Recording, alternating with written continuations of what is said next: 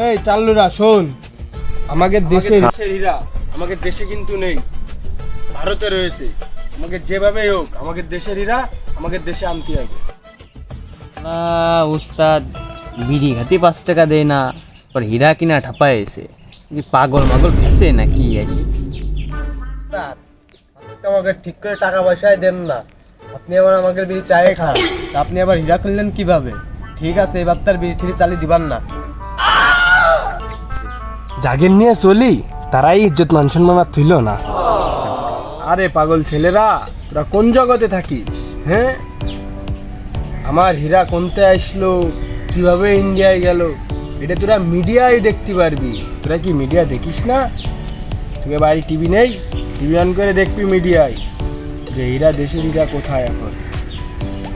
তোর কাছে তো টাচ ফোন আছে, ইউটিউবেই তো সার্চ দিয়ে দেখতে পারিস দেশের হীরা কই।